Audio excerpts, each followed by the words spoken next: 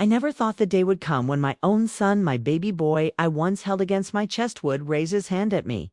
But life has a way of shaking you hard before it settles.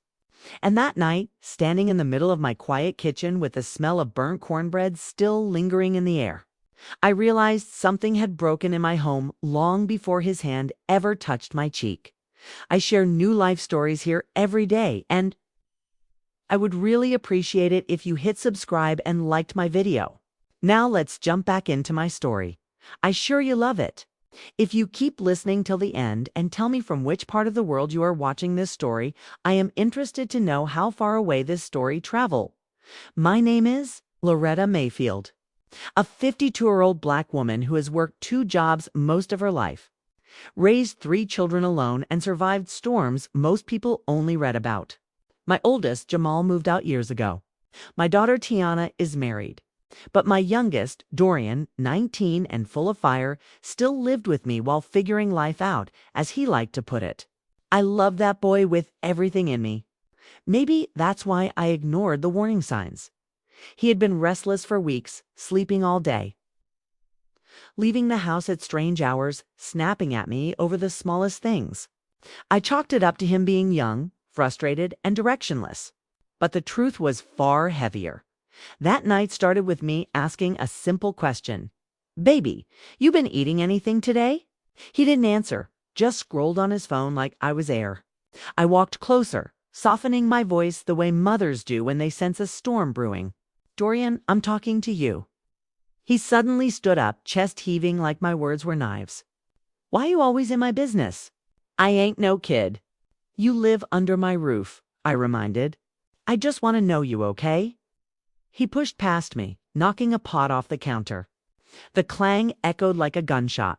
I grabbed his wrist, gentle, not forceful, just trying to stop him from leaving the house angry. That's when it happened. He spun around, and his hand struck my face. For a moment, everything went silent. Even the air froze. My son, my sweet once gentle boy, had just hit me. Not a shove. Not an accident. A hit. The shock sank into my bones. I didn't cry. I didn't yell. I simply let go of his wrist. Dorian seemed just as stunned, eyes wide like he didn't recognize himself. But pride is a shadow that speaks louder than guilt. Instead of apologizing, he grabbed his jacket and stormed out of the house, slamming the door so hard the picture frames rattled. I stood alone in the kitchen, touching my cheek where the sting still pulsed. I whispered one sentence to the empty room, words I never imagined saying. It's time. It's not time for revenge. Not time for anger. But time for accountability, the kind that saves a young Black man before the world devours him. The kind that doesn't come from yelling or punishment. The kind that comes from a mother who refuses to lose her son to rage, the streets, or his own demons. I cleaned the kitchen, washed my face, and sat at the table until dawn. And when the sun rose, painting the sky orange like a fresh beginning, I got up and cooked breakfast: grits, eggs, turkey bacon, and biscuits. The same breakfast I made when he was little. Not because I had forgiven him, but because justice was coming, and I wanted him awake, calm, and at the table when it arrived. The moment Dorian sat down for breakfast, he realized this was not a normal morning, and the justice waiting for him was nothing like he expected. Dorian came home just after sunrise, his footsteps dragging across the living room floor like they weighed 1,000 pounds. I didn't lift my head when he walked in. I just kept stirring the pot of grits, letting the soft bubbling fill the silence between us. He hovered in the doorway, rubbing his face. "Ma, I didn't mean." I raised my hand not to hit him, but to stop the apology he wasn't ready to give. "Sit," I said calmly. The calmness scared him more than any yelling ever could. He sat down at the table, shoulders hunched, eyes avoiding mine. I placed a plate in front of him: biscuits, eggs, turkey, bacon, his favorite. I poured him orange juice, then sat across from him. He kept shifting in his seat. "Why you being so quiet? You mad? You want me gone?" His voice cracked on that last word. I folded my hands. "Dorian, what happened last night can't ever happen again. Not in this house. Not in any house." He swallowed hard, eyes glistening. I know. I messed up. I ain't even myself lately. I've been stressed and you decided to take that stress out on me? I didn't raise my voice. I didn't need to. He looked down at his plate, ashamed. I'm sorry, Ma, but I knew an apology wasn't enough. Words had never been enough for my youngest son. He needed something that would make him wake up, face himself, and face the world without that reckless anger brewing inside him. Dorian, I said, leaning forward, today's breakfast ain't just breakfast. It's a turning point. He frowned, confused. Turning point for what? For your life. I reached into my pocket and slid my phone onto the table. His eyes widened when he saw the screen still open on the number I had searched last night. Sergeant Layla Thompson, Community Intervention. Officer, his whole body tensed. Ma, you called the cops on me. No, I said firmly. But I will call her. She's not here to arrest young black boys. She's here to redirect them before the streets, or their anger swallow them whole. Dorian's breathing picked up. Ma, please. I ain't a criminal, and I'm trying to keep it that way. He pushed his plate away, tears burning the corners of his eyes. So what? You want me in some program? Some counseling? You think that's gonna fix me? I don't want to fix you, I said softly.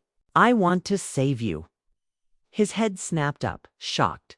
Save me from what? From becoming the kind of man who thinks hitting a woman your own mother is okay? I whispered. Because if you cross that line once, you'll cross it again. And the next woman might not be as patient or loving or forgiving as me. Silence fell heavy between us. He slowly stood up, pacing the kitchen. I ain't that person, Ma. I swear I ain't. Then prove it. How? He demanded, chest rising and falling, by getting help. By joining the Community Accountability Program. By facing what's going on inside you instead of hiding behind anger. I paused, letting the weight of my words sink in.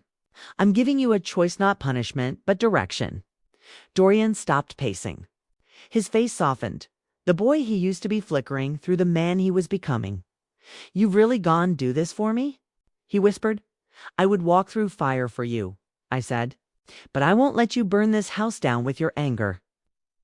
He sank back into the chair, wiped his face, and nodded slowly. Okay, Ma, I'll do it. And just like that, breakfast became the first step toward redemption. But when Sergeant Layla Thompson shows up at the house, she reveals something about Dorian's recent behavior that leaves Loretta shaken on, more determined than ever. Sergeant Layla Thompson arrived at our house that afternoon punctual, poised, and carrying the calm authority of a woman who had seen the worst and still believed in the best.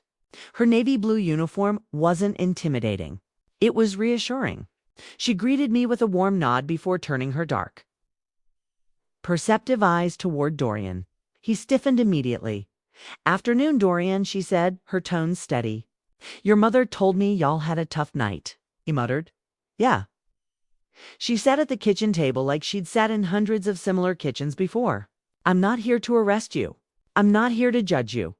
I'm here to figure out what's going on beneath all that fire. Dorian didn't speak.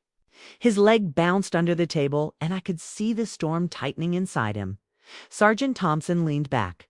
Before we get into last night, I need to ask something important. You've been hanging with a new crowd lately? His jaw clenched. He didn't answer. She looked at me. Ms. Mayfield, I think your son's been pulled into something messy. My stomach dropped. What kind of messy? The sergeant folded her hands. There's a group of older boys around here, like teens, early 20s, who've been recruiting younger ones to run errands. Deliveries, drop-offs, nothing legal. I froze. Dorian? That's a lie, my son snapped, but the fear in his voice betrayed him. Layla lifted a brow. Is it? He turned his face away. That silence hit me harder than anything he could have said. I felt my breath trembling, but I held myself together. Baby, I whispered, you been running with those boys? He swallowed hard. It ain't like that.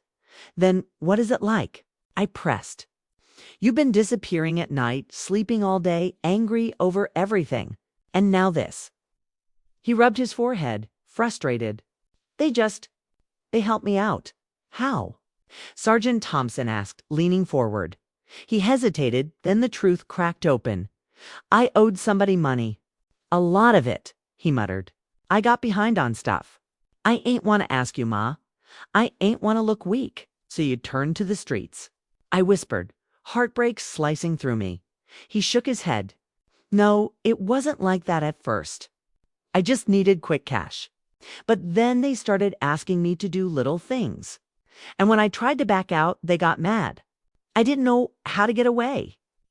Sergeant Thompson nodded slowly, understanding the trap all too well. They make you feel like you owe them. But that debt, it never ends. That's how boys like you get swallowed whole. Dorian looked like he wanted to sink into the floor. I reached across the table, placing my hand near his, not touching, not forcing, just offering. Baby, why didn't you come to me?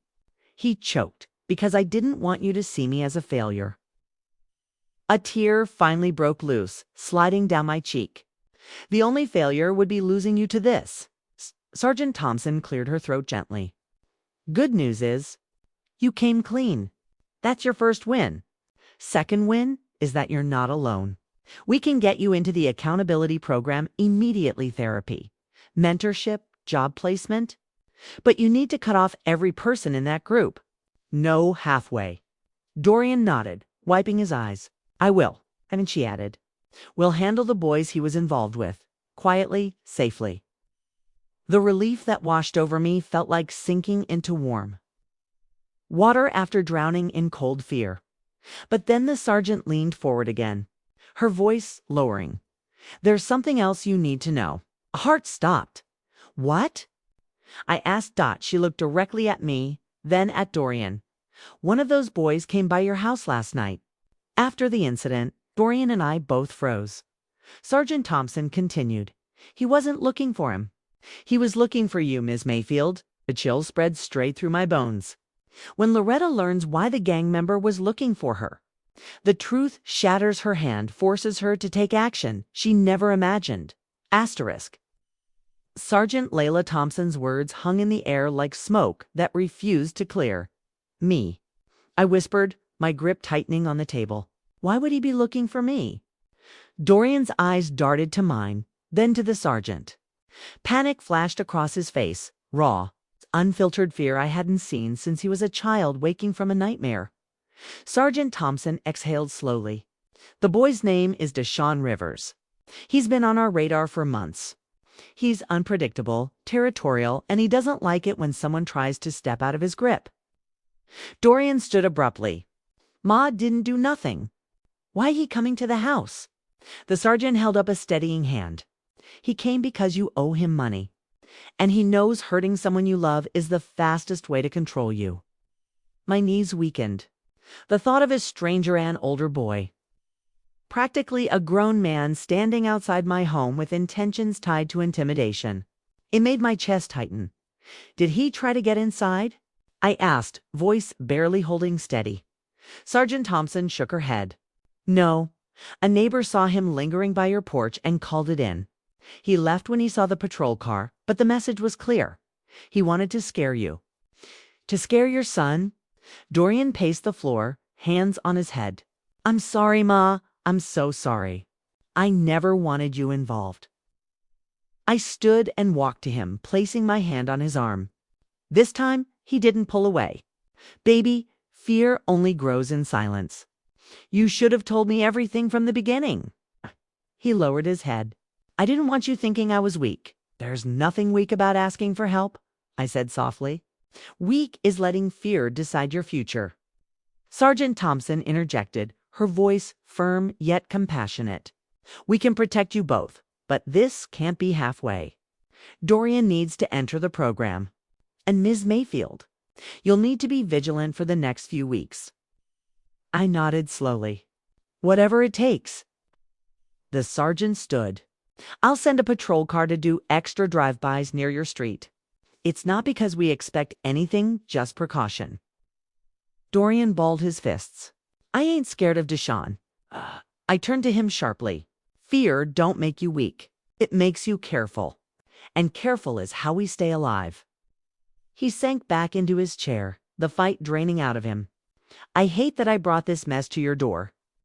Sergeant Thompson walked toward the front door, but before leaving, she paused. Ms. Mayfield, there's something else. My heart dropped again. What now? She hesitated, which scared me more than anything she'd said so far. Deshawn mentioned your name specifically.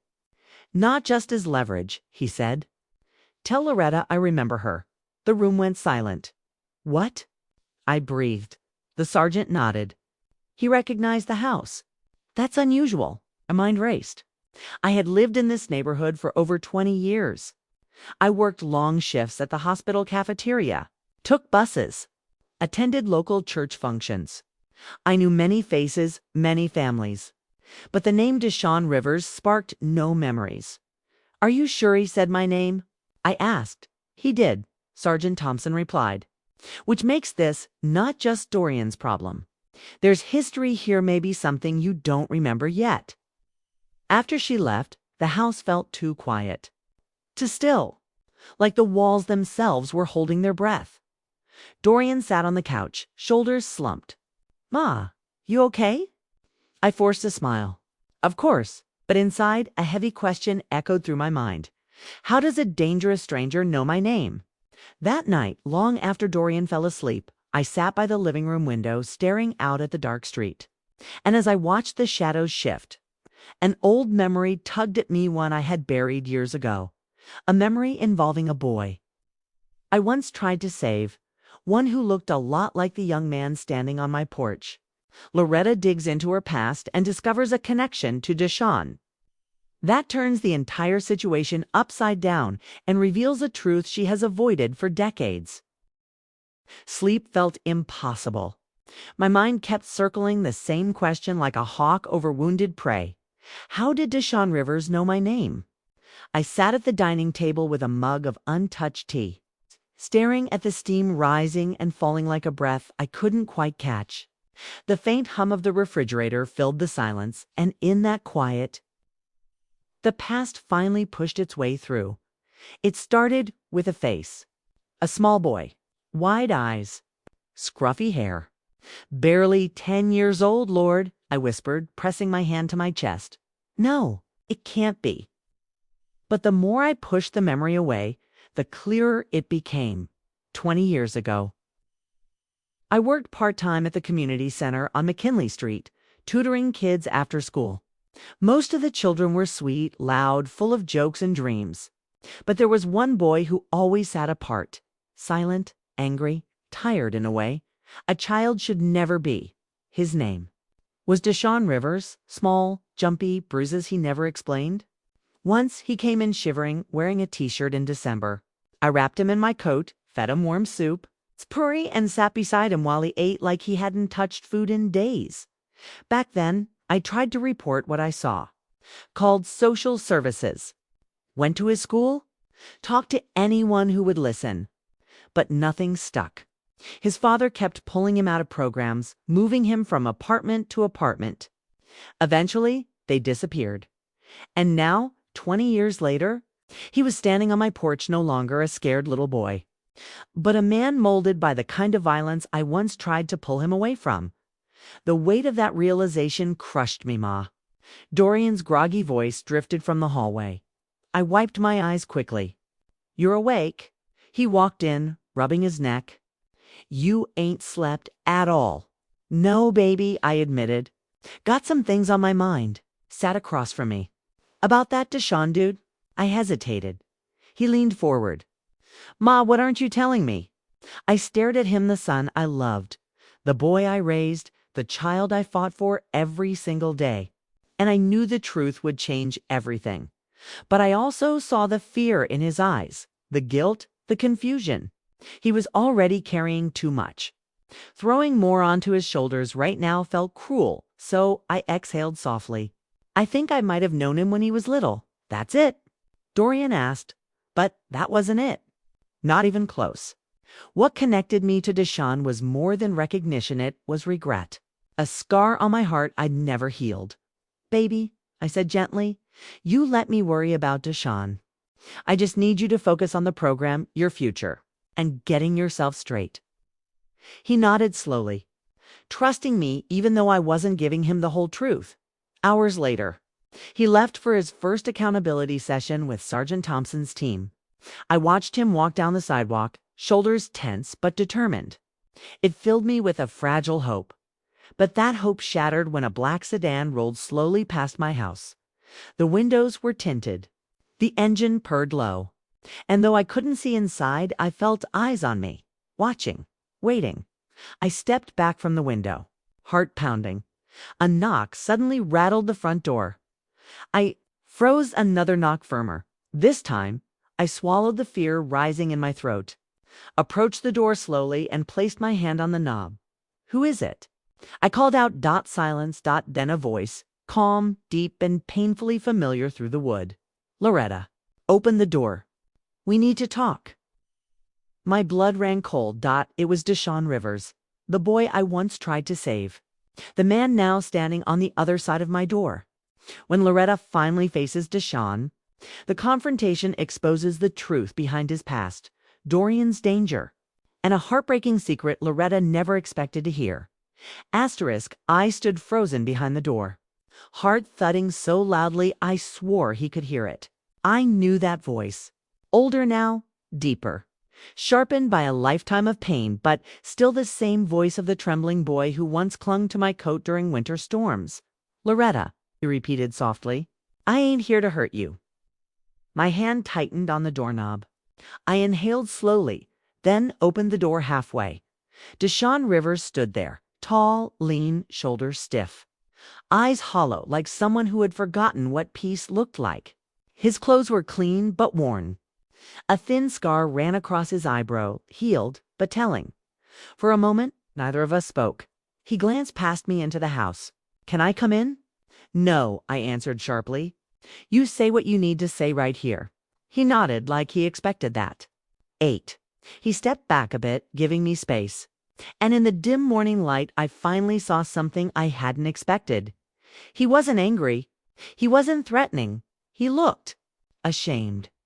"Why were you at my house last night?" I asked, steadying my voice. He rubbed his jaw. "I wasn't gone. Bother you?" "I swear. I needed to see you." "For what?" he sighed. "Because your son Dorian, he got mixed up with some boys who don't care if he lives or dies. I used to roll with them when I was younger. They ain't the type to let go easy." "I know," I replied. "That's why he's in the program now." Deshaun's eyes widened. He went, "For real?" "Yes." He exhaled like a weight had been lifted. Then he looked at Miri Lee. "You probably don't remember me?" "I do," I whispered. "I remember you were cold, hungry, afraid. And I remember trying to help you." His jaw trembled. "You were the only person who ever saw me." He paused. "I wasn't lying when I said your name last night. I needed to thank you. Even if it's 20 years late." A lump rose in my throat. "Then why the intimidation?" I asked. "Why stand on my porch like a warning?" He shook his head quickly. "Nah, that wasn't me. That was the others. They thought confronting you would scare Dorian straight. I tried to stop them. But they don't listen to me no more. Are they still after him?" I pressed. He hesitated. "Not if I step in. And you're willing to do that?" "Yes," he said without pause. "Because he's me. He's the same kid I used to be. Lost, angry, searching for something real. You saved me once, even though it didn't stick. Maybe I can save him." His words were rough, but honest. A plea wrapped in regret. I crossed my arms. "Saving him might put you in danger." He shrugged. "I've been in danger since I was born." Silence stretched between us, heavy, but full of understanding. Then I said something neither of us expected. "You hungry?" He blinked. "What?" "You heard me." I opened the door wider. "Come inside. I made breakfast." For a moment, he hesitated like no one had ever offered him something that simple. Then he stepped inside quietly, removing his hat out of respect. I heated fresh biscuits and set out plates. And for the second time in my life, I fed that same hungry boy even though he was grown now, carrying scars beyond my imagination. As we ate, he told me everything. The gang structure, the leaders, the threats, who had influence and who didn't, and most importantly, what he could do to pull my son safely out. When Dorian returned home from his session and saw Deshawn at the table, his face went pale. But instead of violence, Deshawn stood and extended a hand. "Your mama saved my life once," he said quietly. "Now I'm gone, help save yours." The two of them stared at each other, then shook hands. Right there over grits, eggs, and biscuits, justice was served. Not with revenge, not with punishment, but with accountability, truth, and a second chance that could change the path for both of them. And that's the thing about justice. Sometimes it looks like a courtroom. Sometimes it looks like a badge. But sometimes it looks like breakfast at a kitchen table where healing finally begins. Watched the two of them talk to broken boys trying to stand up straight again. Felt something I hadn't felt in months. Hope life will break us, bend us, and bruise us. But we are not meant to heal alone. If you've survived storms, if you've carried regrets, if you've ever wished for a second chance, this story is your reminder. Healing begins the moment we choose courage over silence. Asterisk. Thanks for watching till end. Please like and subscribe my channel. I will be very thankful to you. Sometimes life takes turns we never expect. Every person in this story carried their own pain, their own choices, and their own consequences. Maybe you saw yourself in one of them, or maybe it reminded you of someone you once knew. What do you think happened next? What would you have done if you were in their place? If you have any questions about what happened to the other characters, or if you want me to share more about them, just comment below. I read every message you leave, and your thoughts truly mean a lot to me. And if this story touched your heart, inspired you, or even made you think differently, please take a second to like this video and subscribe to the channel. It helps me keep sharing stories that move people, open minds, and remind us we're all human. At the end of the day, your support keeps these stories alive. Thank you for watching, for feeling, and for being part of this journey. More powerful stories are coming soon. Stay tuned and stay kind.